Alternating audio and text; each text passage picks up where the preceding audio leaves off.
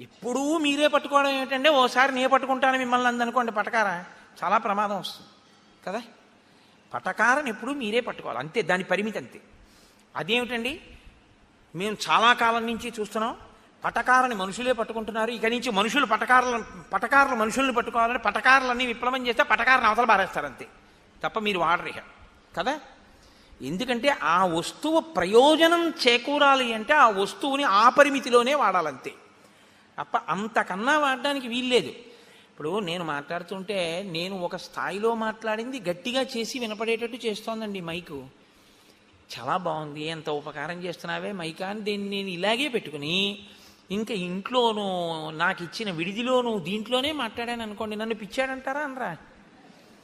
దీని పరిమితి ఏమిటంటే ఇది ఇక్కడే, తప్ప దీన్ని నేను ఇంటికి పట్టుకెళ్ళను. ఏది ఎక్కడ వరకో అక్కడ వరకు, అది అక్కడ వరకు లేకుండా దాటింది అంటే ఎవడు దాన్ని వాడుకుంటున్నాడో ఆ వాడుకుంటున్న వాడికి ఎక్కడ వరకు వాడుకోవాలో తెలియని వాడని గుర్తు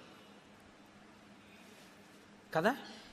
ఒక దాసి మహారాజు యొక్క భార్య ప్రియపత్ని ఆవిడ్నొచ్చి మూఢే ఉత్తిష్ట అనగలిగిందంటే ఎంత చనువిచ్చేసిందో చూడండి కైక. హద్దుమీరినటువంటి చనువు, తన ఆంతరంగిక విషయాల్లో జోక్యం చేసుకోగలిగిన చనువు ఇంటి పని మనుషులకి ఎవరిచ్చినా అలాగే ఉంటుంది. నాకేమీ అందులో అభ్యంతరం ఏం లేదు. నేను ఈ మాట చెప్తున్నానంటే మీ ఇంట పని చేసేటటువంటి వాళ్ళని మీ బిడ్డల్లా ప్రేమించండి, నేను కాదన్ను, నేను ప్రేమిస్తా అలాగా. నేను నా ఇంట పని చేసేటటువంటి దాసిని నా సొంత కూతురులా చూస్తాను. నేను ఎప్పుడైనా రుక్మిణీ కళ్యాణం చేయిస్తే నేను చేసే మొదటి పని ఏమిటంటే నా ఇంట్లో పనిచేసేటటువంటి దాసికి మా ఆవిడితోటి ఆ రోజున ఇంట్లో అభ్యంగన స్నానం చేయించి బట్టలు కొని దానికి ఆ కొత్త బట్టలు కట్టించి సెలవిచ్చి నేను ఉపన్యాసానికి వెళ్ళేటప్పుడు కారులో నా భార్య పక్కన కూర్చోపెట్టి తీసుకెళ్లి రుక్మిణీ కళ్యాణంలో కూర్చోపెట్టా. గోపాలకృష్ణ గారికి తెలుసు. ఒక్కటే కారణం, నా కడుపున పుట్టిన కూతురికి యోగ్యుడైన వరుడు వచ్చి దాని జీవితం ఎలా శోభిల్లాలో నా ఇంట పనిచేసినటువంటి దాసి జీవితం కూడా అలాగే వర్ధిల్లాలి. అంతవరకు ఉంచండి చాలు, తప్ప నువ్వు నా కూతురు లాంటి దానివన్న ప్రేమ కడుపులో ఉంటే చాలు. దానికి తెలియదు ఇంకా ఆ పరిణతి లేదు. పరిణతి లేని దాని దగ్గర మీరు చనువెక్కువిస్తే అది రేపు నీ భార్య గురించి తెలియక ఏదైనా మాట్లాడితే ఇబ్బందులు వస్తాయి.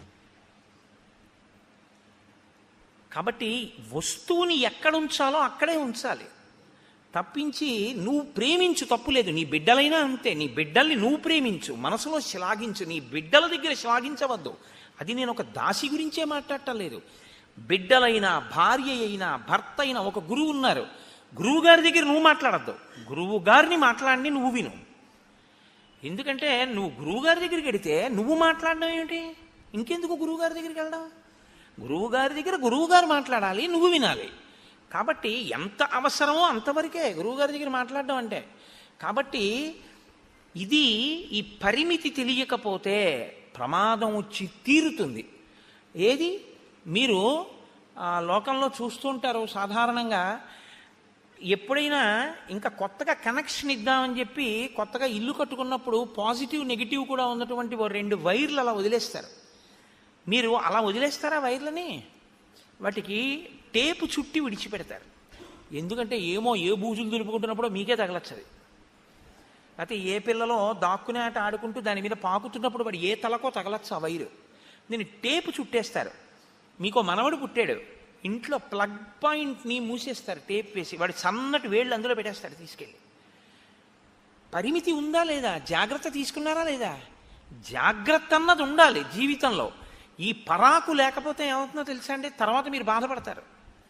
అప్పుడు వైషమ్యాలు పెంచుకుని శత్రుత్వాలు తెచ్చుకుని ఎందుకు ఉండాలి? మీ ఔన్నత్యాన్ని సేవకుడు గమనించాలి, సేవకుడు యొక్క అభ్యున్నతిని మీరు కోరి ప్రవర్తించాలంతే.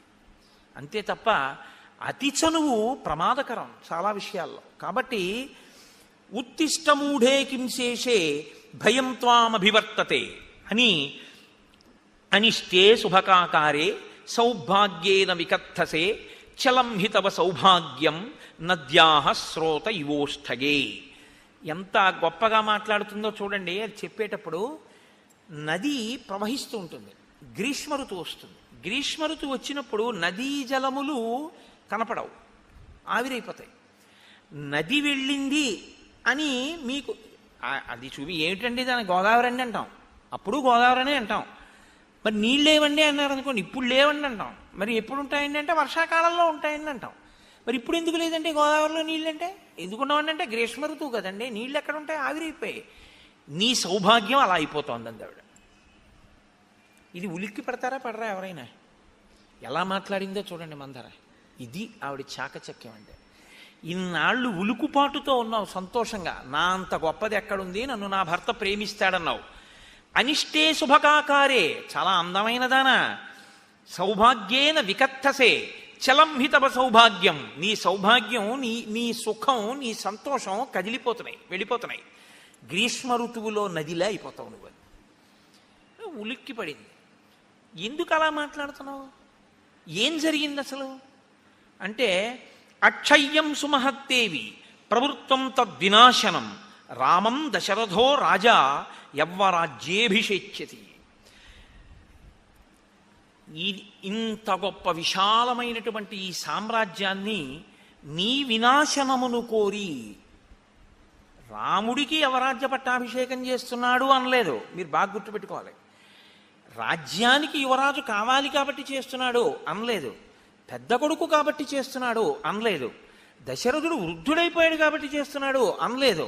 ఇన్ని కారణాలు ఉన్నాయి యవరాజ్య పట్టాభిషేకానికి, కాడ ఆవిడ ఇవన్నీ అనలేదు. నీ నాశనాన్ని కోరే చేస్తున్నాడు అంటే. ఇప్పుడు అలా ఏం జరిగింది అన్న అనుమానం, ఉత్కంఠ, మనసు కదిలిపోవడం అన్నది వచ్చేస్తుంది కదా. విషపు బీజం పడిపోయింది. ఏం జరిగింది, రాముడికి పట్టాభిషేకం చేస్తున్నారు, ఆవిడ ఆపలేదు. ఆవిడ యొక్క ఆ వాగ్ధారని ఆపకుండా అంది, ధర్మవాది శటోభర్త శ్లక్షణవాదీ చ దారుణ శుద్ధభావేన జానీషే తేనైవ మతి సంధిత. ఈ ముందు శ్లోకాలు చెప్పకుండా ఈ శ్లోకాన్ని ముందు శ్లోకాలు చెప్పి ఈ శ్లోకం చెప్పిన పరిణతి కలిగినదైతే కైకమ్మ ఈ ఒక్క శ్లోకం చాలు మందర తలకాయ తన కత్తితో కోసేయచ్చు. ఎందుకంటే కైకమ్మ చంపేస్తే హత్యానేరమే ఉండదు. మహారాణి తన ఎదురుగుండా రాజధిక్కారం, రాజుని నిందించి మాట్లాడుతోంది. ఎలా మాట్లాడిందో తెలుసా అంటే దశరథుడి గురించి, బహుశः ఇంత ఆరోపణ పరిపాలనలో ఉన్నటువంటి అఖండ సామ్రాజ్యమైనటువంటి కోసలాధీశుడైనటువంటి దశరథ చక్రవర్తి గురించి అనడం అంటే దానికి ధైర్యం ఉండాలి.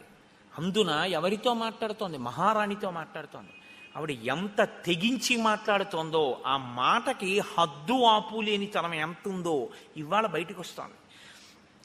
ధర్మవాది శఠోభర్త, ధర్మం మాట్లాడతాడు నీ భర్త, కానీ నీ దగ్గర ధర్మం మాట్లాడతాడు. ఎందుకు మాట్లాడతాడు తెలుసా? నా భర్త ధర్మాత్ముడని నీకు నమ్మకం కలిగి నువ్వు ఏమరపాటు చెందుతావు. నువ్వు ఏమరపాటు చెందాక నిన్ను దెబ్బ కొట్టే ప్రయత్నం చేస్తున్నాడు. ధర్మవాది శఠోభర్త. లోకానికి కాదు, మీరు ఈ మాట గుర్తుపట్టాలి. లోకానికి కాదు దశరథుడు, ఇలా నీ దగ్గరే నీకు నీ యందు ప్రేమ కలిగిన వాళ్ళ మాట్లాడతాడు. కానీ నీకే అపకారం చెయ్యాలి అంటే నిన్ను నమ్మించాలి.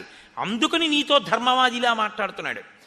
శ్లక్షణవాదీ చ దారుణ, చాలా మృదువుగా మాట్లాడేవాళ్ళ మాట్లాడతాడు నీ దగ్గర, కానీ లోపల చాలా దారుణమైనటువంటి సంకల్పం ఒకటి చేశాడు. కాబట్టి ఇది శుద్ధ భావేన జానీషే తేనైవ మతి సంధిత. అట్టి వాణ్ణి పిచ్చిదానివి, నీకేం తెలుసు, అమాయకురాలివి, నీకేం తెలియదు. నీది చాలా పరిశుద్ధమైనటువంటి హృదయం, చాలా నిర్మలమైనటువంటి మనస్సు. ఆ కారణం చేత నువ్వేం చేస్తున్నావంటే వెర్రి తల్లి ఆ దశరథుణ్ణి నమ్మేస్తున్నావు. ఇప్పుడు ఎక్కడ పెట్టింది తీసుకొచ్చి కలహం? భార్యాభర్తల మధ్యకి తీసుకొస్తోంది చిచ్చు. ఒక రాజుకి ఒక రాణికి మధ్యలోకి తీసుకొస్తోంది. ఇది చెయ్యొచ్చా? ఎట్టి పరిస్థితుల్లో ఒక భార్యకి భర్తకి మధ్య అవగాహనలో ఇబ్బంది వచ్చేట్టు, వాళ్ళిద్దరూ దెబ్బలాడుకోవడానికి కారణంగా నువ్వు నిలబడ్డం కన్నా నీకు ఎంత అమర్యాద జరిగినా నువ్వు రాజీ పడిపోవడమే ఉత్తమం తప్ప నీ వలన ఒక భార్యకి భర్తకి మధ్య మాత్రం తగువు రావడానికి వీల్లేదు. ధర్మం అంటే ధర్మమే. లోకంలో అత్యంత గొప్ప ధర్మం ఏమిటో తెలుసా అండి? ఏ భార్యాభర్త మధ్య నలుగుడు రావడానికి మనం కారణం కాకూడదు. కాబట్టి భార్య దగ్గర భర్తని తక్కువ చేసి కానీ భర్త దగ్గర భార్యని తక్కువ చేసి కానీ ఎన్నడూ మాట్లాడకూడదు. అంతకన్నా ఒకవేళ వాళ్ళు నీ ఎడల అపచారము చేసిన వాళ్ళైనా ఆ అధర్మం ఇలా నా వల్ల వాళ్ళిద్దరి మధ్య అభిప్రాయ భేదం వస్తుంది అని అనుమానం వస్తే నీకు జరిగిన అవమానాన్ని నీలో నువ్వు జీర్ణం చేసేసుకుని రాజీ పడిపోయి వాళ్ళిద్దరూ సుఖంగా ఉండడాన్నే కోరాలి తప్ప నువ్వు మాత్రం నీకు జరిగిన ఖేదం తీరడానికి వాళ్ళిద్దరూ దెబ్బలాడుకునే పరిస్థితి మాత్రం కల్పించకూడదు. అంతే ధర్మం. రామాయణం అంటే రామాయణమే. నీకు ఆ ధర్మం తెలిస్తే నువ్వు అలాగే ప్రవర్తించాలి. నీకు ఆ ధర్మం తెలియనప్పుడు నువ్వు అనుష్ఠించినప్పుడు నువ్వు రామాయణం చెప్పడం అనవసరం, రామాయణం చదువుకోవడం అనవసరం. కాబట్టి ఇప్పుడు ఆవిడ ఈ పని చేస్తోంది. నీ భర్త ఇటువంటి వాడు. ఇప్పుడు ఆవిడికి సాక్ష్యం కావాలిగా. ఈ మాట చెప్తే సరిపోతుందా ఇలా అంటూ అంది. అపవాహ్యస దుష్టాత్మ భరతం తవ బంధుషౌ కాల్యే స్థాపయిత రామం రాజ్యే నిహత కంటకే. ఎంత దారుణమైన మాట అందంటే, దుష్టాత్ముడై నీ భర్త, ఆవిడ ఎదురుగుండానే తిడుతోంది భర్తని. అయినా కైకమ్మ ఏం ఆధారం ఉందని అడగట్లేదు. అంటే అంత అతి చనువు ఇచ్చేసింది మందరికి. ఎంత ప్రమాదం వచ్చిందో చూడండి. ఆవిడకి పరిణితి లేదు అని తెలిసి కూడా ఇంత చనువు ఇవ్వడం ఎంత ప్రమాదం వచ్చిందో చూడండి. నీ భర్త దుష్టాత్ముడు. అదును చూసి అవకాశం కోసమే పెద్ద కుట్ర చేశాడు. నీ కొడుకుని మాత్రం మేనమావింటికి పంపాడు. మేనమావ ఇంట్లో ఉన్న నీ కొడుకు రాకపూర్వం రాముడికి పట్టాభిషేకం సంకల్పం చేశాడు. సంకల్పం చేసి రాముడికి యవ్వరాజ్య పట్టాభిషేకం చేసేస్తాను అని చెప్పి అసత్యవాది, పాపచింతన కలిగినటువంటి వాడు, నిన్ను దుఃఖానికి గురి చెయ్యాలనుకుంటున్నవాడు, అటువంటి వాడు రాముడికి యవ్వరాజ్య పట్టాభిషేకం చేస్తున్నాడు. నువ్వో పిచ్చిదానివి. పాము అని తెలియనటువంటి వ్యక్తి ఎంత నాజూగ్గా ఉందో, ఎంత బాగుందో, ఎంత మెత్తగా ఉందో అని త్రాచుపామును తీసుకుని ఒళ్ళో పెట్టుకుంటే, అయ్యో పాపం నన్నేం చేయడానికి కాదు, నా పట్ల మృదు స్వభావంతో పెట్టుకుంది అని కూడా చూడకుండా ఒంటి మీద కాట్లు వేసే త్రాచుపాములా నువ్వు నీ ఒడి చేర్చుకున్నటువంటి దశరథుడు నిన్ను కాటు వేయబోతున్నాడు, నీ నాశనాన్ని కోరుతున్నాడు, గుర్తించు. ఇప్పటికీ కైకమ్మ మనసులో పూర్తి మార్పు రాలేదు. ఆవిడ దిగ్గున లేచింది ఆ పడుకున్నటువంటి పర్యంకం నుంచి. అతీవ సాతు సంహృష్ట కైకేయీ విస్మయాన్విత ఏకమాభరణం తస్యై కుబ్జాయై ప్రదతౌ శుభం. ఒక మంచి ఆభరణం ఒకటి ఒంటిమించి తీసి, ఓ కుబ్జా, కుబ్జా అంటే ఆవిడికి గూన ఉంది, పొట్టిది గూనిది అంటుంటాను తెలుగులో. ఆవిడ గూనితో కూడినటువంటి వ్యక్తి ఇలా ఎత్తి చూసి మాట్లాడాలి తప్ప ఇలా నిలబడి మాట్లాడలేదు. అందరికీ వెన్నుపాం నిలువుగా ఉంటుంది, ఆవిడ వెన్నుపాం ఇలా లేవబోయి వంగిపోయి ఉంటుంది. అందుకని ఆబోతికి ఉన్నట్టుగా ఉంటుంది, ఆ పైన ఓ చిన్న ఎత్తుగా ఉంటుంది. అంటే మనిషి అంటేనే అడ్డంగా పుట్టి నిలువుగా ఉండాలి వెన్నుపాం. ఈవిడికి అడ్డంగా పుట్టి అడ్డంగానే బతుకుతోంది తప్ప నిలువుగా ఉన్న బతుకు కాదు, అసూయాగ్రస్తమైన బ్రతుకు. అది చెప్పడానికి కుబ్జ. అందుకని కుబ్జగా పుట్టింది. అంటే నా ఉద్దేశ్యంలో కుబ్జలందరూ అలా ఉంటారని కాదు సుమండి, నేను అటువంటి సిద్ధాంతం చేయట్లేదు. ఈవిడ స్వభావాన్ని ఆవిడ స్వరూపం కూడా బాగా సమర్థించింది ఇక్కడ.